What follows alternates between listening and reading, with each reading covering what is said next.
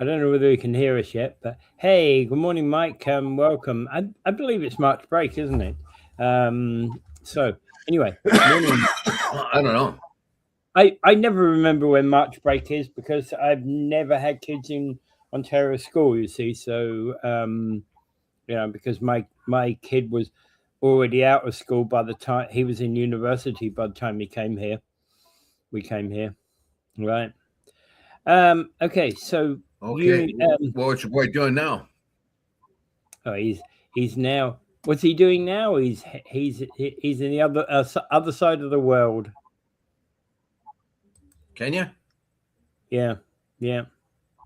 Right. He's in So Kenya? unions, probably. Yeah. He's over there. Yeah. Unions issue concerns about privatization of water in Niagara. Now, I have to wonder, and I'm just going to put the question out there: will privatization help us modernize this water? Because that seems to be the one big blocking point we have in water in Niagara right now. Well, we have a heck of a problem here with Yeah, water. We have yeah, kicked the can down the road now. We always talk about anytime the budget comes up or something like that, they're always talking about, yeah, we got to save money, but we can't kick too much down the road. yeah, And we found that in a simple case, we found that we just about every truck and every piece of equipment in the municipal works had to be changed to modern stuff. They try to put they've tried to repair the old stuff so much so that it was ridiculous. They're spending 1/3 of the they're spending incredible amounts of yeah. money Way keeping the amount, old stuff way too going. much. Yeah, And they kept that going for too long and wasted a lot of money that way. So they finally had to bite the bullet and get new stuff, which made a big surge in expenditures. But if yeah, they measured it out over time better, they would have a little bit here, a little bit there. yeah, But when we come to get the pencil to cut things, they just always forget about that because they don't really realize that you're going to have to pick up the cost farther down the road. And that was the case with the water treatment and sewage treatment plants. yeah. They're big expenditures, so they just get kept kicked down the road. Now Well, we're some now we're residents in a have been. situation where they're going to cost us an incredible amount of money to get things updated. Yeah. And Well, plus, we don't even know if these old systems will work well enough to keep us all supplied. yeah. Well, some residents have spoken out against privatization, but other residents have basically been supporting the idea that privatization will help with modernization. But will it? Because when it comes to the question of modernization, which I think is which is what is at the heart of the water being so important, such a issue on the budget on the on municipal budgets in this area, is that because it's so far behind the times, we need that modernization, but yet um, there are people who are saying the evidence, including what's emerging in Niagara's current debate, that shows fairly a more complicated picture. And the short answer is that privatization can bring modernization under certain narrow circumstances, but it could also bring structural risks where people are just undercut and don't modernize at all. Well, the whole situation here is that the union has taken issue with Yeah, C60, which is Build Better Faster, that act, and they have found that implanted in there, immersed in the sort of the small writing, is this factor that the minister of municipalities can impose privatization on the water of any region. yeah, And that is the issue that the union is pointing out. Now, they've taken a lawyer. Now, this is not just them blabbing or getting all upset or whatever. They've taken a look at it and then got a lawyer and got somebody to look over that and say, what does it mean? Well, it clearly means that the minister could just come in and impose a privatization on them. yeah, The union points out that this may be a risk. This may be a risk because this is water for profit. Yeah. And anytime you get water for profit, you get cutbacks or this or that or whatever else. Yeah. So I don't know how privatization could work. Now, you could get a more efficient use of your facilities because sometimes privatization helps that way. Like, for instance, you would not get the government to run the casino, for instance, right? They would just muddle that up and put so many layers of bureaucracy on it that would cost us more than we'd get out of it. But and we don't, and we have contractors do all kinds of things for us in the city too, don't we? Anything over and above our municipal works can handle. Yeah, we bring in private contractors. So there is an element of privatization that would be probably good. But in this particular case, the union is warning of quality of water and a quest for profit rather than the safe water supply of a safe water supply. Basically, it's I don't know. I think it's a good deal by the union to do something like that, to actually have looked deeply into C60 and spot that, then not jumping to conclusions, but then going to somebody who could interpret the legislation for them and actually now spell out exactly what they're worried about with authority because it has been fact checked. Well, okay. Let's put in a couple of views. Randy is saying privatization will cost us entirely more, if for no reason than that we do not get any of our monthly taxation back. Once the privatization is transferred, we will immediately pay double. That's one viewpoint.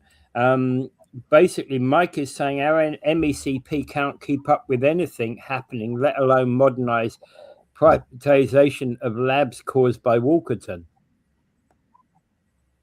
Oh, that was terrible, but that was not due to privatization, though. That was just due to some the arrogance of those who were working there, figuring they knew better than what the regulations were, and they did what they wanted to do rather than what the regulations stated they should do. It says here, Bill 60. Here's a quote. He says, "Bill 60 is now law, and the Tories just keep doubling down, denying that privatization is even possible."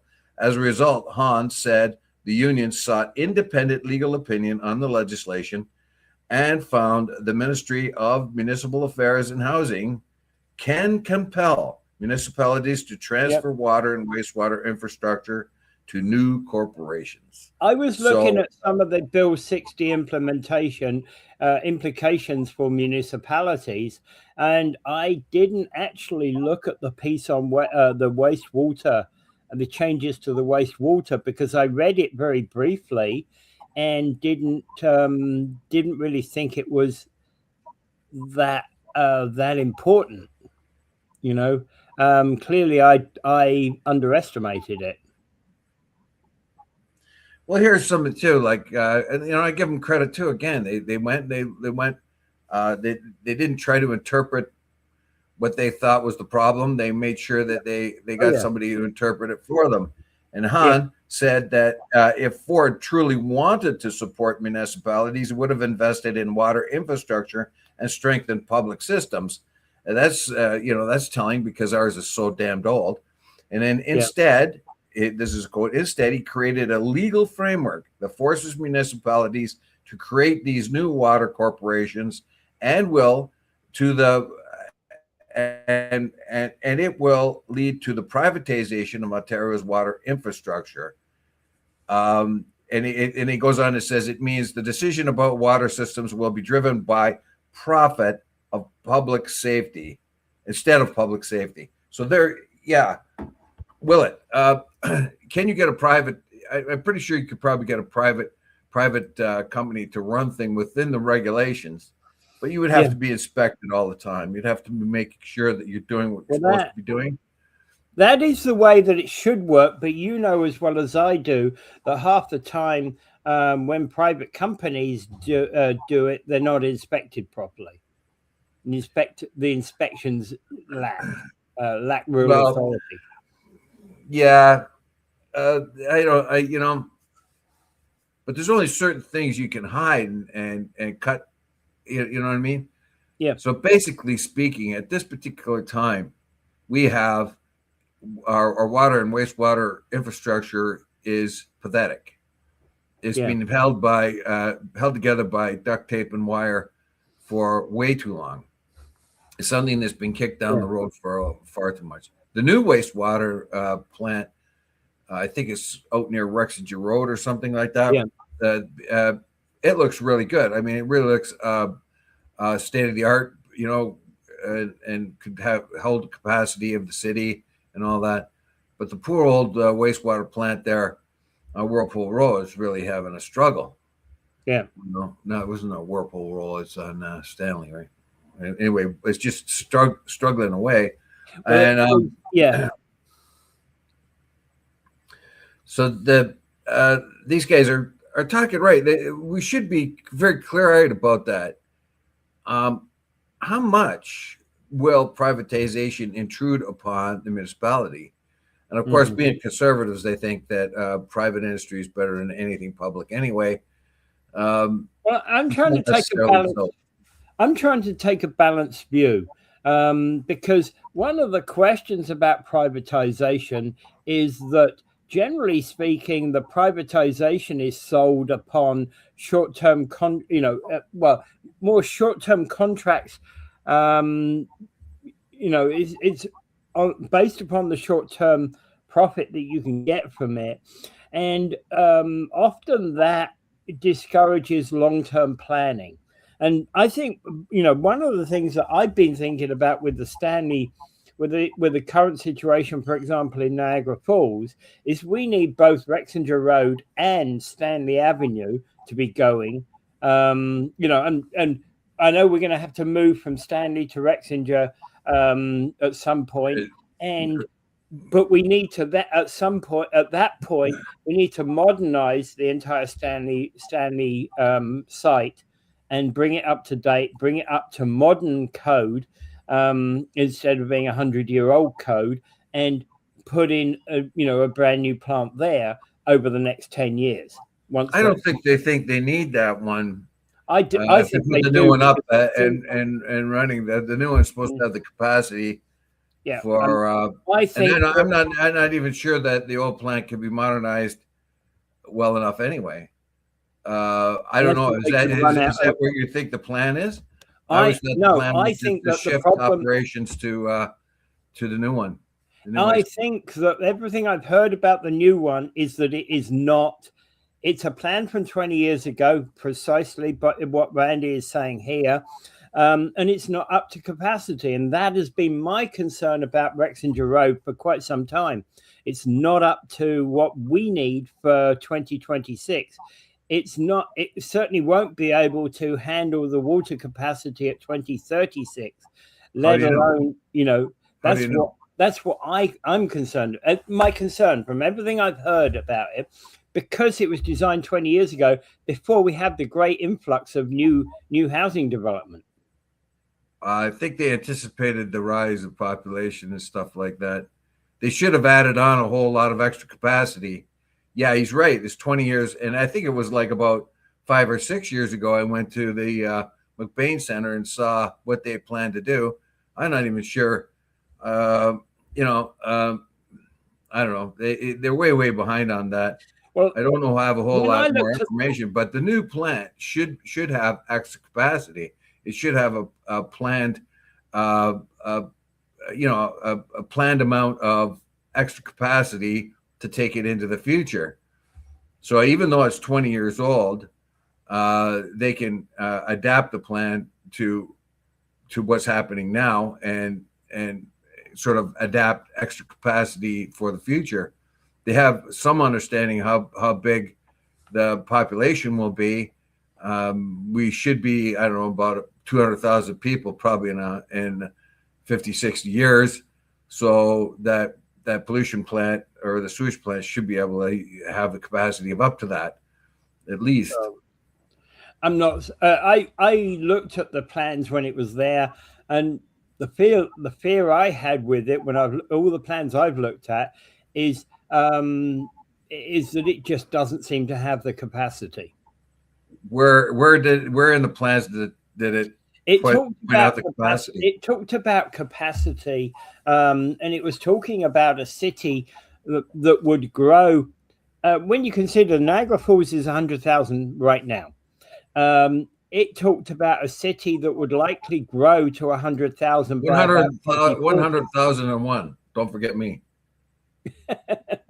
But it talked about the plans in there talked about the growth of Niagara being about 100,000 by about 2035 or something like that, from what I remember. And it just was too little too late for where we sit right now. Yeah. I don't know.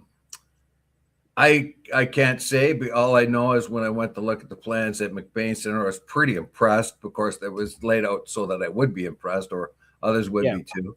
It looked very good. It looked very modern. Though Randy West told us that it's 20 years old. He saw the plans from 2007. And there you go. That's how look, it was urgent to build it in 2007. And we haven't even, we haven't even finished it yet. Yeah. It's been being built for the last 5 years. Oh, geez. Well, that's politics for you. But anyway, we'll get on top of it. But to go back to the union members, I tip my hat to them. They looked at the bill. I know you do. And they went to they didn't rage and rant and flip out. They said, "What is this really what it looks like? We better get some expert advice," which they did. And then they did put out the red flag. Look, if we go to privatization, are you going to get real public health safety? Yeah. And that's a fair question. That's a fair question. And I'd say that raised in this particular way, the union's saying the right thing. All right, they are. And they're putting up the red flag. I really appreciate the effort they put in. You cannot pump backwards. Every single waste system everywhere is designed for gravitation flow added by pumps and population use and growth. Yeah, this is very good points. Yeah. It's true. The intention is to upload the new with the capacity of the old and be reduced back to within real capacity. Very good points. Excellent. Well, you can pump backwards, but it's way, way more expensive to pump backwards. Well, well, ask any plumber will tell you that waste goes downhill, and payday's on Thursday. Yeah, I know. Yeah, but I've talked about this to I talked about this one time to a plumber because, in fact, what he said was that we were having backups, not in this house, in another house, long time ago. He said we were having backups because of subsidence in the way the house had subsided, and the system was not draining correctly. There's like a 1 or 2% drain that's supposed to bring a natural slope down. Yeah, there's a certain gradation that they use that is essential. And it can't be steep, and it can't be too level, and it can't be too steep. It has to be just a certain way, and things move like this. Yeah, and so things don't plug up, and all that kind of stuff. But I don't know. It's a real science, and I thank Randy for putting those. But basically, what was explaining to me is that you can put poop uphill, but you have to have a strong pump to do it, and it costs a lot of energy. Because the thing is, he was talking about subsidence on a house that would cause that in a lower toilet. I think it's amusing that the Hajj Khalifa, which is the tallest building in the world, a huge, massive Hajj Khalifa, they forgot what to do with the sewage. They didn't plan on that, so they have to truck it out every day. Because they forgot to put. Well, the number one question here to take away the sewage from the Hajj Khalifa, so they actually have to put trucks in there and truck it out and dump it. Yeah. Let's talk about it. All right. Okay. The number one question with all of this is how can we put new homes in without a wastewater treatment plant in the first place? Absolutely. Yeah. And Seriously. we're so far behind the eight ball on this. It just seems we just seem to be in a bad position. If you wish to look at privatization and look at, I don't know enough about that. Okay. Anyway, what else we Yeah. got? We kind of All right. flogged the old. We're moving on. Okay. Question here is Trump is in conflict with the allies about support in the Gulf of Hormuz, or Strait of Hormuz, and but the allies have been rejecting any military support for America in this. This is cute, right? So, the world's greatest navy, the most superior navy of all time, 11, I think 11 aircraft carriers of the highest end, the best of all submarines, the greatest of all frigates, and all others. They cannot keep the Strait of Hormuz open. Yeah. The greatest navy in the world cannot open the Straits of Hormuz that Trump had claimed that he could do just, I don't know, last week. Can't do it. So what he's saying is, hey, you guys do it. And he didn't even talk to anyone individually. He did not phone the UK, he did not phone France, he did not phone China, who he wants to help to, or Japan or anyone. He just blurted it out in the news and said, we are expecting the UK, France, Japan, China to come and open up the Straits of Hormuz for us. Yeah. Well, that's real good. Right, really. And he's all he's done is slur NATO, slur France, slur UK, slur Norway, slurs Canada, slurs Japan, and it says, okay, come and help me now. Yeah. The man's an idiot. And the other thing about this, I note, there's been news reports, so I haven't seen it covered though in any newspapers that what's that group? The Bab al Mandab Strait that leads into the Red Sea is also where it's also constricted on the other side of the Arabian Peninsula. That basically is under attack from another terrorist group. So that's the Houthis.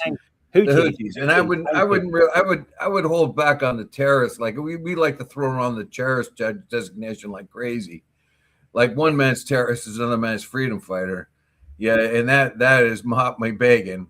He was a Jewish terrorist. Yeah. And he pretty much came up with that terminology. I think it was him anyway, because he did some very terrible things, and then he ended up being prime minister.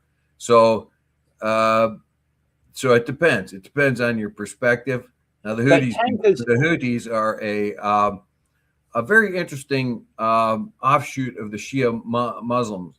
Very, very interesting. If you look it up, it's quite interesting how they differ and how they are the same, but they are thought to be a Shia Muslim offshoot sect.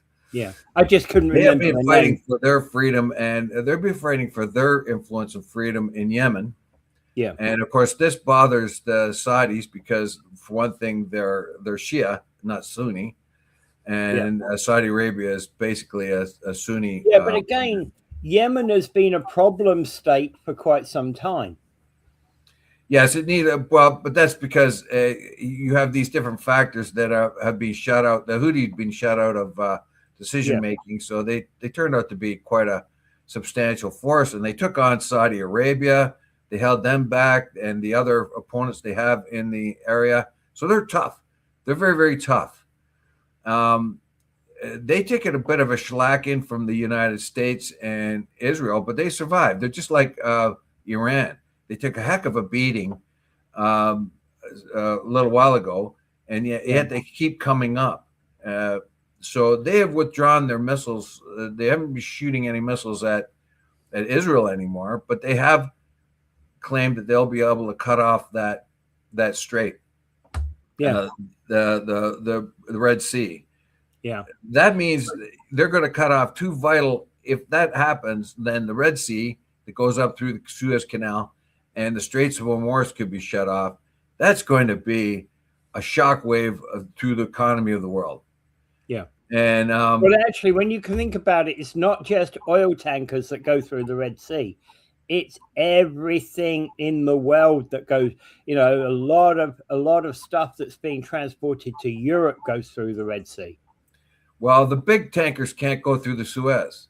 You can only have the smaller tankers go through the Suez. Yeah. So so that's a problem. The big and the super big tankers can't go through the Suez. You'd have to go with the smaller tankers. So it might not, and I think it's only about 10% of the oil goes through there anyway. But it's the other, but it's 12% of world. No, I'm saying world trade goes through. World trade goes through the Suez Canal, and that's got nothing to do with oil. Ships that are coming from, let's say, India or Pakistan or China that are going through the Suez Canal to get to Europe, right? That are just dropping off whatever they're selling, you know? Well, they might let the Chinese one go through, but they might not let the Israeli one go through or the American one go through. And the American Navy will have a problem with them too. Yeah, you see that, and look, the American Navy is capable of doing all kinds of things, but it's costing an incredible amount of money. They have the world's greatest Navy, they got the world's greatest Air Force, and the world's greatest Army, and the regional power Israel is hugely efficient and deadly. However, they cost insane amounts of money. They are spending thousands of times more money than the Iranians are in this war, because every missile, every bomb, every jet was that Israel has was paid by American taxpayers, and continues. Every bomb they drop and every missile they send up is paid by the American taxpayer. Same as the U.S., of course. Everything they're dropping on Iran and every one of their hugely expensive military assets are being paid by the taxpayer. $1 billion a day, apparently, at this particular point. And that ain't going to change. And they aren't any ahead on the Strait of Hormuz. So suddenly, Trump, who has dissed everybody, told NATO what a bunch of weirdos they are and how stupid they are, and Japan how weak they are and how stupid they are, and France and Ukraine. Look at he's dissed. He's Starmer. He ain't no Churchill or whatever. And now he says, "Hey UK, how about sending us over some minesweepers?" But UK ain't got no more. We've got minesweepers here, but it'll take a long time for us to get them over there. And why would we want to anyway? Because our buddy Trump tells us we're the 51st state, has attacked us with tariffs, and we're gonna go over there with our minesweeper and put it at risk, our Navy guys at risk, because he started a war that nobody else wanted. At the end of the day, one of the questions has been, a lot of these people are saying we're not going to send our people to a death that's unwarranted. I would say that Lindsey Graham, Vance, Rubio, and Trump should just go on an oil tanker and go through the Straits of Hormuz and show us what kind of guts it is. It takes. You won't get those guys anywhere near a war thing. And of course, we know Trump ran away from his duty during the Vietnam War by getting his father to find a doctor to tell him he's got bone spurs. Tiny bone spurs. And maybe his kid ought to go to the war. I don't want anybody's kid to go to that war. No, I know. I mean, you say, okay, send his kids to war. Well, yeah, that sounds good, but I don't want no kid to war. I want them out of the war. You know what I mean? Yeah, I want them out. The thing is, of course, is what is happening is U.S. allies are turning towards China right at the moment and blaming Trump for the cause of the problem. Or are you referring to the article there that that we find that a lot of people in the West are Yeah, turning more favorably yeah, to China? But that's they more are. for Yeah. trade, not for defense, but it's more for trade. Okay, Paul Lemire is saying that we're missing the point of Trump's request. Well, really? What is the point of his request? He's got the hugest, most powerful navy in the world, and he wants everybody else to do the work for him. He started a war. He did not brief NATO about the war. He did not tell them that this is a possibility that would happen. He did not brief anyone that these are possibilities that were going to happen and that they had no plan to open up the Strait of Hormuz. They had none at all. Obviously, they That's don't what because bugs they me. have to now try to rely on somebody else to do it. Yeah. How ironic, USA against Venezuela in baseball. I was going to point that one out. Yeah. All right. Yeah, thank you for that, Mike. I was aware of that one. Was going to point it out. Thank you very much. It was a pity that Canada didn't get to the finals there. Anyway, It's kind of funny though. He did earlier say that the Navy was huge and they would just escort the ships through the Straits of Hormuz. Then suddenly he says, "Okay, we're not going to do that no more. You guys are going to do it." Well, he didn't lead up to anything. He didn't tell them ahead of time that we might need your help doing this, or the world economy might be at a problem. We might need your help. These are the possibilities that will happen. None of that. He just kind of says, and he doesn't even contact the leaders by phone or anything. He just blurts it out in the news. Oh, they're going to do that. We're going to get China, UK, and France, and everybody else to come and open up those Straits of Hormuz for us. Right. Or they're going to help us. But the word is, Dave, you've got to listen to Paul's show in order to find out the answer. I did, and I'm afraid his answers make more questions than anything. Seriously, like he's a very cruel man, Trump. Very, very cruel. Look what he's doing to Cuba right now. He choked it off starting back in November. People are starving there right now. They're hurting. They've got no fuel, no nothing. There's a better way of doing that. You could feed as much oil and gas you need into the place to keep the people from suffering, but no, that's what he does. He wants the people to suffer, and he wants the people to suffer and revolt through these sanctions. And that is a cruel way of doing things. But just as a point, I do highly recommend that people watch Paul's show on 4680Q at lunchtime, 12 o'clock every day. There we go. I pick it up on YouTube at any time I want to watch it at different times. So I might watch it at midnight. That doesn't mean to say watch it the day later. Yeah. That doesn't mean to say you can pick it up on YouTube anytime you want to watch it when you're supposed to be on the show, man. Right. So Trump has said we won the war in Iran. Iran is totally devastated. Can you help me? Yeah, Iran is proving it's not devastated. And Iran. Oh, it's completely. We already won. Yeah. We can't keep but our massive navy can't open the Straits of Hormuz. And again, Paul is saying you need to understand the Cuba situation. And Kane, come and see Paul's show. There we go. I did, and he had a friend of his write him an email, and that email said exactly that. That since Trump put the oil or the embargo, the sanctions on the oil, the people have suffered terribly. Yeah, that's how cruel a man Trump is. He wants his way, and he wants it fast.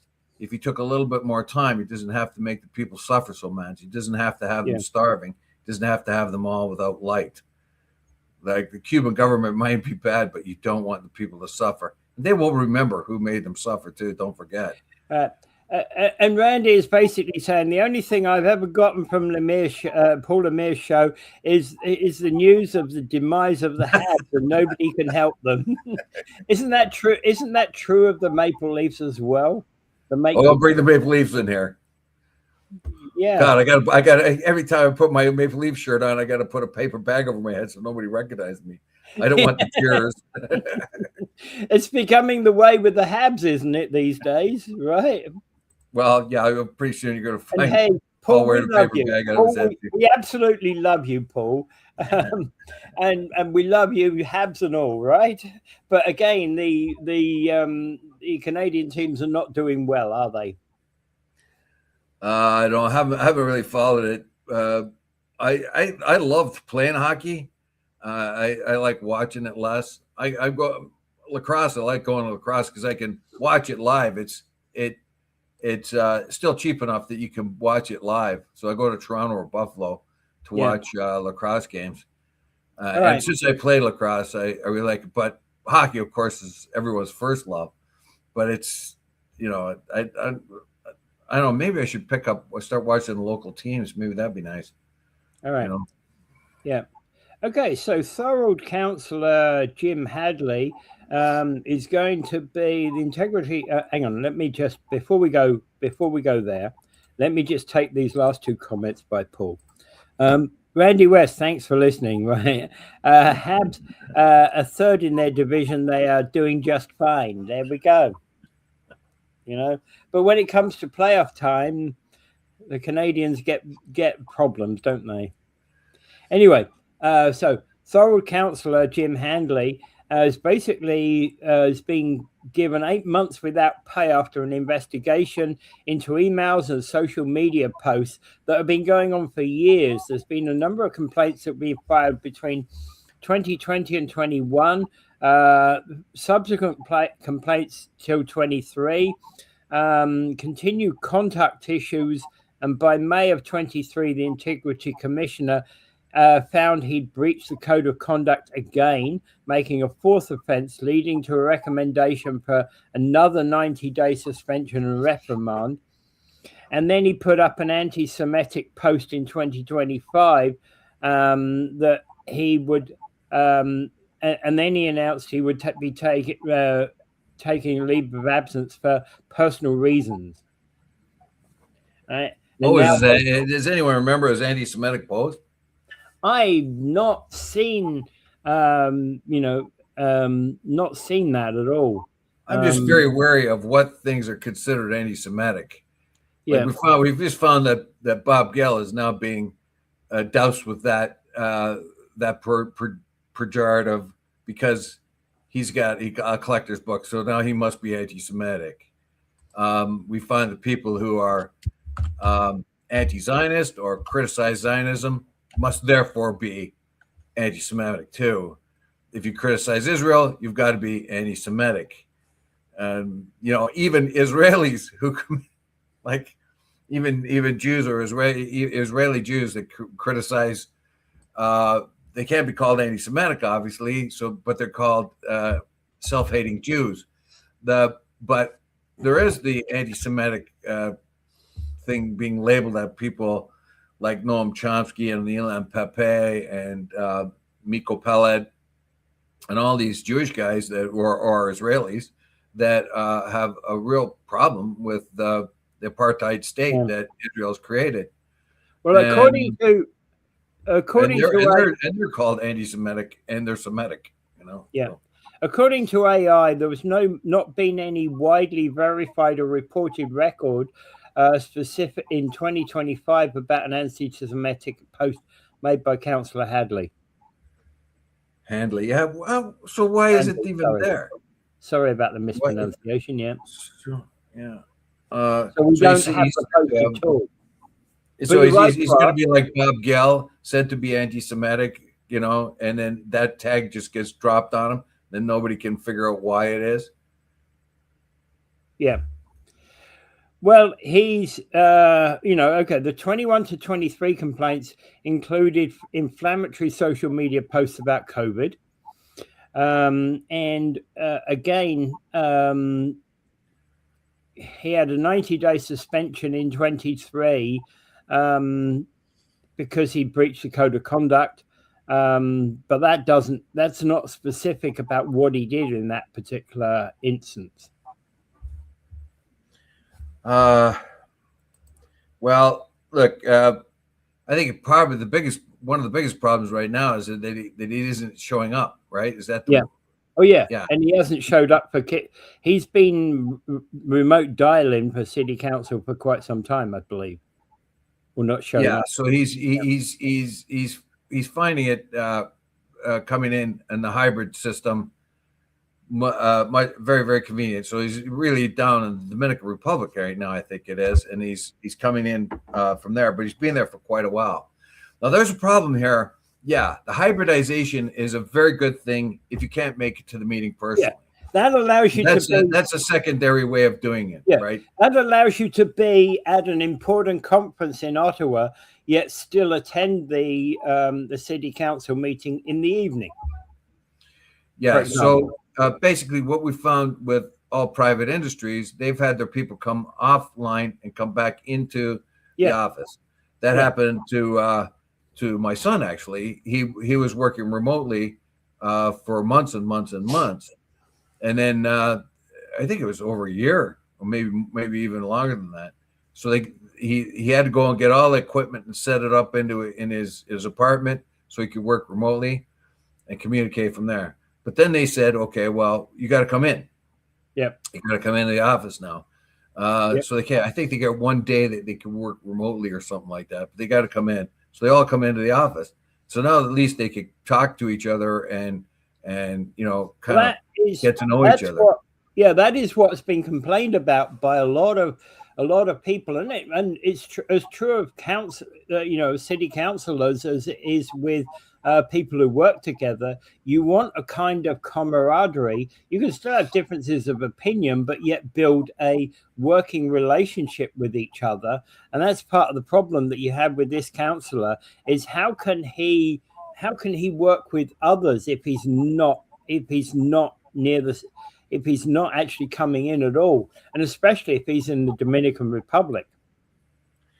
Well, I think the hybrid thing is good if you can't make it. Say if you feel a little sick one day, you're under the weather, or whatever. A couple of different instances where you could come online rather, and that's the second best way of doing it. But the best way to be it is person to person, and your elected officials, and those people who elected you expect you to be in council as often as you can be. Yeah. And obviously, every councillor is going to take a time when they've, in the past, every councillor has had times when they've been at a meeting, a meeting in BC or something like that. Their work commitments have taken them away from here. But generally speaking, it's always been accepted that before COVID, it was you show up to the council meetings on council meeting day. And this is part of the problem here. He's not showing up. He's not being in attendance. Yeah. So it says here, attended from the Dominican Republic. And I don't think he's a serious counselor. I don't. He's imposing his own wants as beliefs. Basically, he wants to be able to do this. He wants to be able to go to the what he wants to do, and saying, well, that's just fine. He knows better. Randy West says, my office received the complaint January 28, 2025, included the PDF printout of a post Councillor Handley shared on his Facebook account, which contained the images with the following words, bold uppercase: who is responsible for the COVID-19 vaccine? The word who, of course, being World Health Organization, was in bold blue font, similar to the blue of the Israeli flag. That's supposed to be, and there was a large blue Star of David, along with a needle and a glass bottle reading vaccine. The post named 22 individuals with their, well, God, that sounds like he's a total nutcase. Yeah. I thought the WHO would be more like the World Health Organization, but I don't know. I have, that's the very, very first time that I've ever heard anything. So I've heard China being responsible, but Israel being responsible for COVID? Yeah. Well, that's what Randy is saying there is the above is the complaint that was put forward to the city of Thorold. Okay. Thanks, Randy. Thanks. That's quick. Thanks very much. Okay. Randy has given the address here, so if you want to have a look at it, go and look. Right.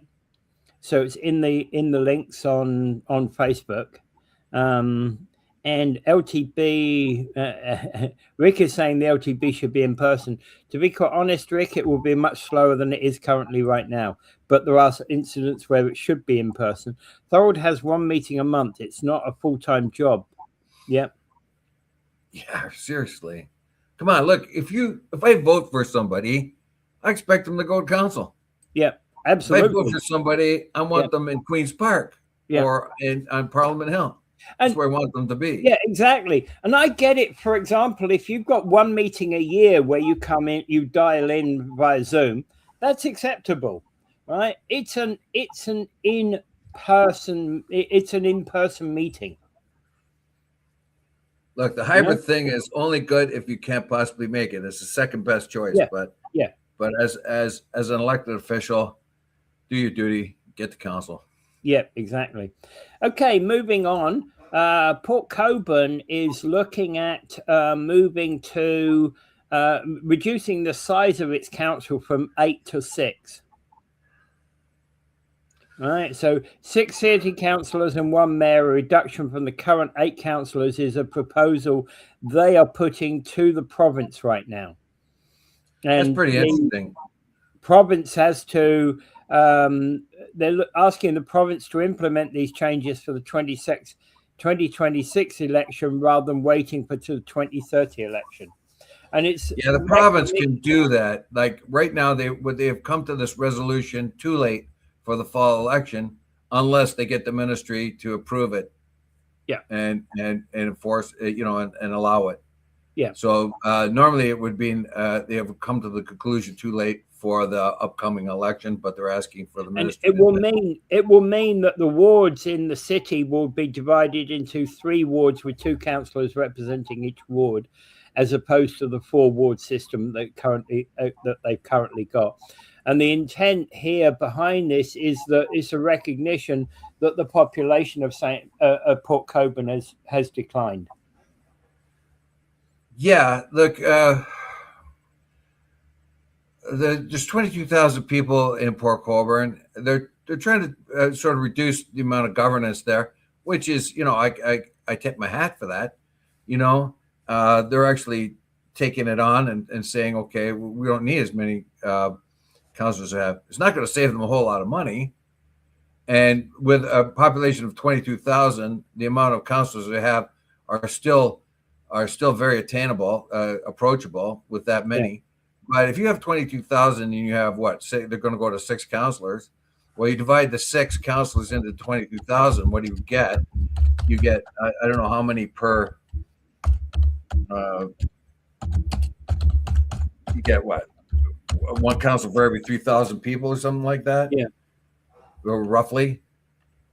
So that's not a bad ratio, I don't think. I don't know what is supposed to be optimum. Okay, the annual pay for a councillor in Port Cockburn is $22,973. Right. Okay, well, I don't think it's going to make them a career. You'll save 40 grand. A whole lot of money. Yeah. You'll save 40 grand. You understand that the reason why they're doing that is trying to reduce governance. They don't require it. Yeah. So I think it's good on their part, but it's not going to save the city a whole lot of money. It's just a thing looking for more efficiency. Yeah. I think. I agree. I would tend to agree. It is looking at it that way. And did I get that population right about? The population has been declining in Port Cockburn for quite some time. Well, it actually went up a little bit during when everybody started coming down here from Hogtown. A lot of people swelled up a bit in there, but I think it's probably gone down now. Well, there's nothing there. Yeah. Where's a young lad or a young lady gonna get a job? Yeah. Over. They're going to leave the town, right? They're going to leave the town most likely. Yeah. Yeah. So I was right about that. It was 22,000 people, 22,000, 22,428 to be exact. So if you take 6 councilors, that's still a lot of representation. Yeah. Still a hell of a lot of representation for that amount of people. Yeah. Yeah. Absolutely. Yeah. Well, with 6 councillors, ends up. It's about 2,000 something, isn't it? Per 2,000 something. It's about 3,666 per councillor. That's 3,000 people per councillor. That's very good representation. It's very, very approachable. Yeah, it is. Yeah. And that's mine, and I've always wondered why the council was so big, actually, to be quite honest. And many of these councils are so big because Port Colborne being the same size as Niagara Falls is questionable, right? Well, that's because probably Port Colborne he's made up of about 4 or 5 families, and each one of them's got to have a councillor.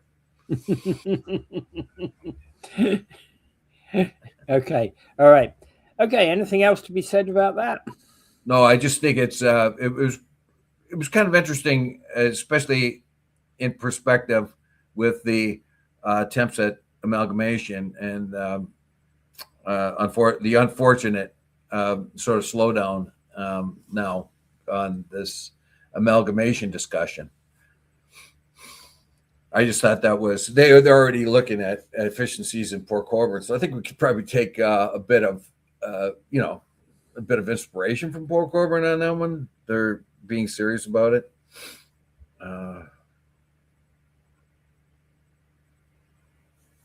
Spanning populations. Just what Bob said as well. Well and thorough, reduce. Yeah. Yeah. Yep. I'd like to point out something. I've been defending Bob Gale here. I went to school with him, but I have hardly talked to Bob Gale since high school, maybe 10 times since we went to high school over the years. So I'm defending him based on what he said and everything, and the outrageous sort of complaints they have against him all the time. I see he's a bit ham-fisted and undiplomatic, but in his approaches sometimes. But I defended him because I don't like the kind of criticism that he's under, like he's some sort of monstrous Nazi in this particular case. But even before that, when they think he's a power-grabbing rich man, that kind of thing, it just bothers me. Let's you can disagree with the guy, even dislike his points of view, and I'm finding I have a hard time with that myself. Like I got onto Laura Epp for her comments, but I was unfair with a lot of the comments I made about Laura Epp. So that had to eat my hat on that one. All right. Unfair comments were being thrown out at Bob Gale, and I was doing the same thing to Laura Epp. So anyway. Yeah. All right. Early intervention prevents 600 plus homeless evictions in Niagara. So Niagara's early intervention and rapid housing results shown to be quickly becoming one of the region's most effective anti-homelessness tools.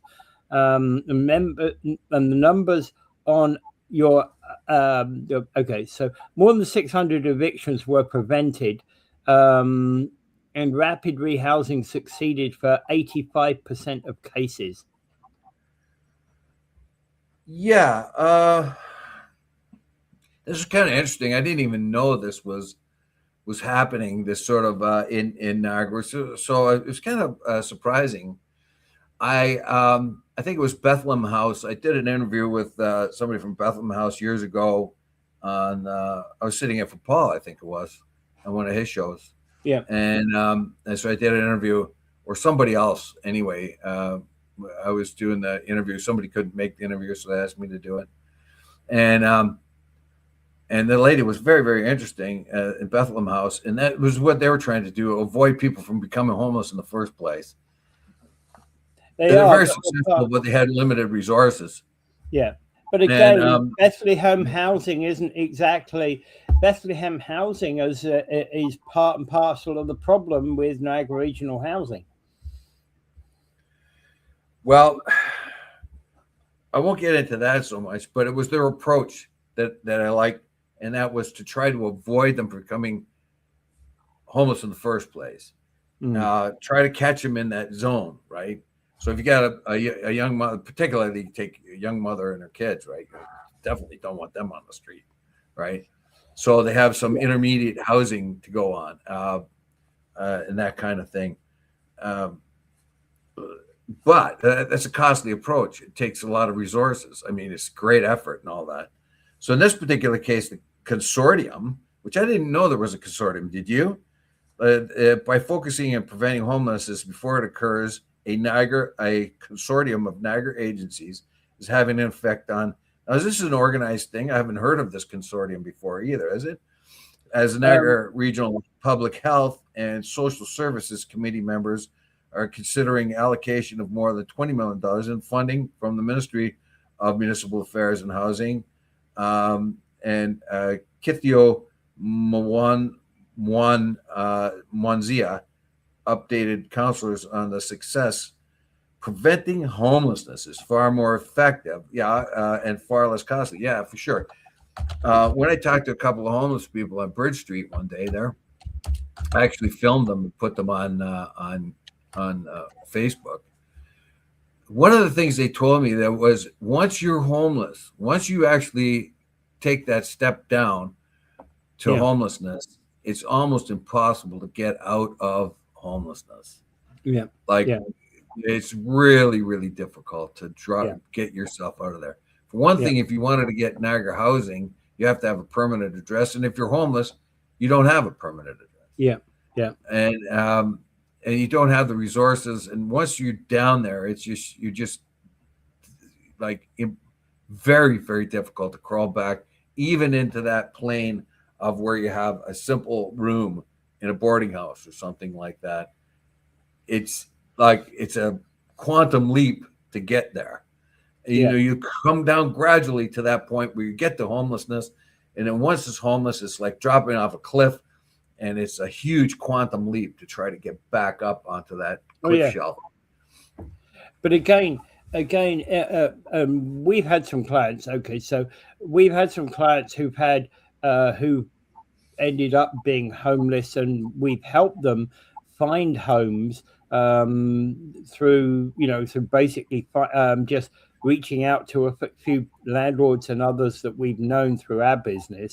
But some people will reach out and do the work, and others will not, because it's still up to the individual to actually find to do the work to find the home themselves. It's going to be very hard to get to that person there. What you want to do here, and this is essential to the whole article here, is stop them from falling off that cliff into homelessness. There's where you want to arrest it. If you can arrest it there, you're going to save a whole lot more money later on. Because to rehabilitate and bring people back out of homelessness costs a lot of money and a lot of effort. But if you can stop them from dropping off the cliff into homelessness, interrupt that process, you will save a huge lot of money and be able to stop that person from going into even more desperate straits. Like the Straits of Hormuz.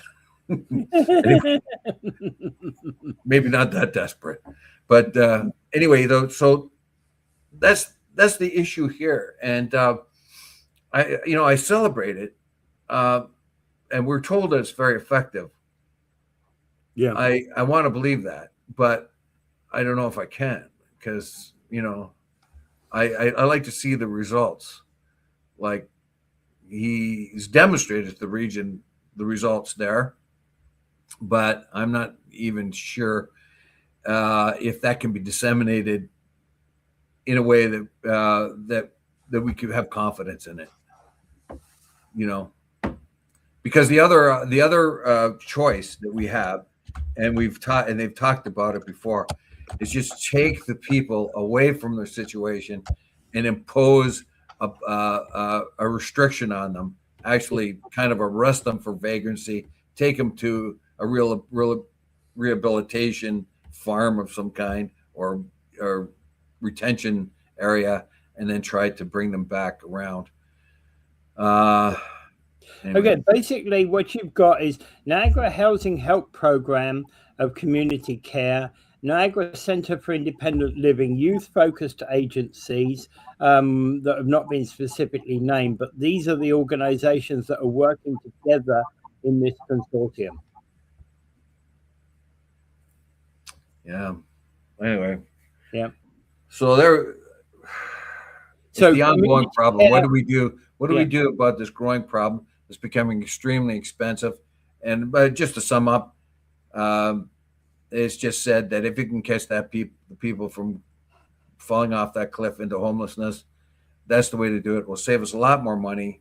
Yeah. However, how do you do then? Where do you find all the people that are at risk there? The people I've talked to at different times. I mean, I remember talking to a guy that worked at a service station, gas station, and his plight. He had to do couch surfing, 4 or 5 different friends and relatives. Yeah. He'd stay a week at one place, stay a week at another, week at another, and so on like that. Yeah, and again, we got landlords of varying. There's private as well as public landlords here that are of varying degree of good and bad. Well, yeah, but that's not really the issue at this particular point, is it?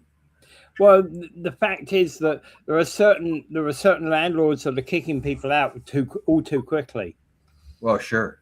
Yeah, but I mean, that could be part of the problem.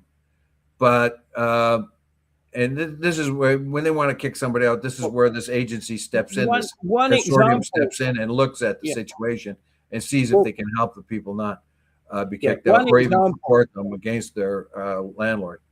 Yeah, one example, Dave, and I don't normally do client problems, but I've got a client who was basically evicted from her home because the landlord wanted to make an update, and this update was supposed to be a month, right? 1 month to fix the problem, leaky ceiling in her apartment.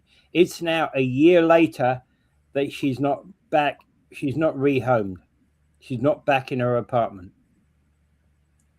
Well, couldn't they have fixed that without? They could have fixed it, but they haven't fixed it. Right. Well, the whole thing is, why do they need her out to fix it? That's exactly right off the bat. That was exactly the question we were asking in the first place. Anyway, yeah. All right. Okay, so then, and one thing Rick suggests is paying the landlord if there's any money owing. Although that could be part of it too. Yeah, just kind of a Hey, you can get a single mother or somebody who's really old or something like that. Really seriously going to throw them out. Yeah, and that can be problematic as well, though, Rick, because that actually is consistently taking money from their public purse.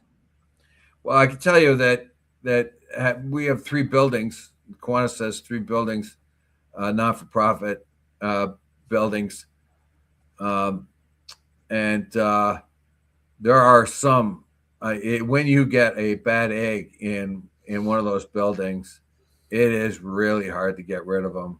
Yeah, you let people in to do drugs or sell drugs, and they let people in to the building, and they make a big mess. And it's like sometimes it's extremely difficult getting a bad one out. In the meantime, everyone else is in need there, has to have housing that's subsidized or nonprofit, and some are pretty some pretty low price, that kind of thing. Yeah, some they don't. We're gonna have to end it there, Dave. All right. Without further ado, I bid you adieu, and I will bring up Gaza again. People, I will never let that fall. That is one of the greatest disasters of all time. 72,000 people bombed nearly to death, and they're still doing it. 72,000 people out of 2 million people. That is a grotesque situation where 22 to 25,000 people are killed, 100,000 children maimed, some of them no arms, no legs, terrible burns, eyes gone. This is an atrocious thing that happened. When Yahya Sinwar and his goons breached the imbreachable fence, you can often wonder how easily it was for them to get through there, despite what Netanyahu said. And they killed 800 people, or it looks like they killed 800 people, and friendly fire killed another 400. But in any case, whatever the case was, that goon went back with and then they were going to make everybody suffer for that, not just the Hamas operatives. And they did do that. And they're doing that in the West Bank too. So there is your democracy in Israel. Right. It is an apartheid state. All right. And Dave? Without further ado, wow. Yeah. And Dave, without further ado, go on. Without further ado, I bid you adieu.